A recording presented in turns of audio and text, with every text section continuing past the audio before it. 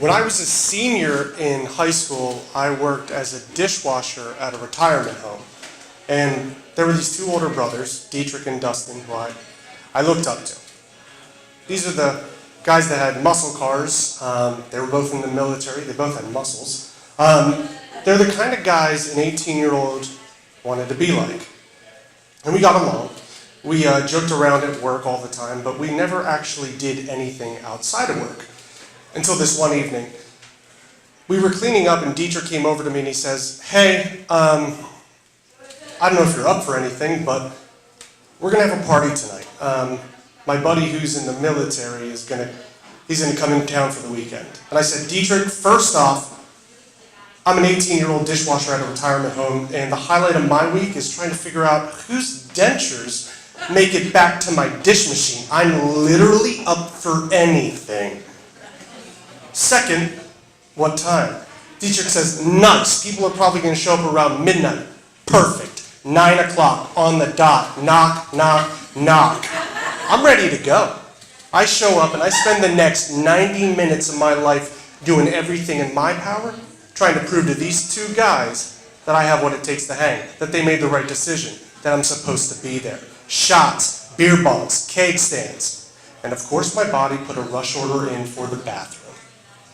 I remember Dietrich pointing me in the direction, and I head off, and I get in there. I have a seat.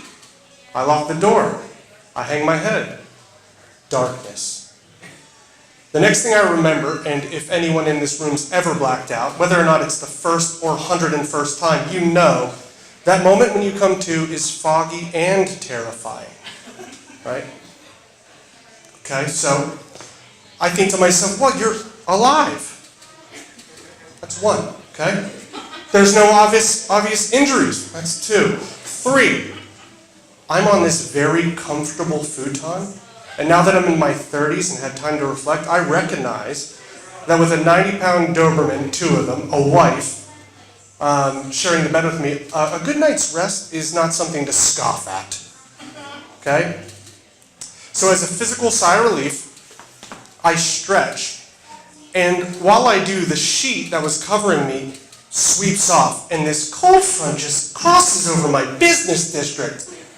I later find out that the Marine who the party was for tried to get into that bathroom after the party was over.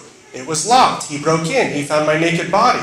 He picked up my naked body because no man left behind, carried my naked body out into the living room, laid my naked body on said futon, and covered my naked body with said sheet. I flip my legs around and I pop up. Bodies everywhere. I mean head to toe, left to right. Apparently everyone that attended the party decided to spend the night. No DUIs, I can attest to that. I dart back into the bathroom, and this is a good news, bad news situation. My clothes, along with the rest of the room, are covered in some pretty incriminating evidence. So I take a seat, and I hang my head.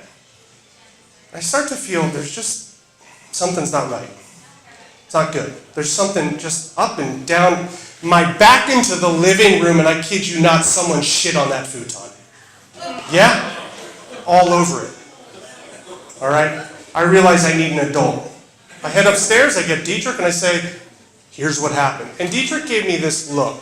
I assume it's the look you give someone when you invite them to their house, and they puke in your bathroom and shit on your futon. We go downstairs, and Dietrich, without hesitation, begins waking everyone up. He's tapping them on their shoulder. He's pointing at me. He's pointing at the futon. He's tapping on their shoulder, pointing at me, pointing at the futon, forcing me to individually lock eyes with each one of those grown men and mouth, "allegedly." So we start kicking around ideas. What do we do next? Do we vacuum it up? Do we burn it? Do we scrub it with a toothbrush? Thankfully, we all came to a collective agreement. We decided to hoist it up onto my shoulders and have me carry it across the apartment complex on my shoulders and dispose of it. So there I am, 7 a.m. with nothing but a sheet wrapped around my waist, newly deemed futon strapped on my back, and the morning sun in my face.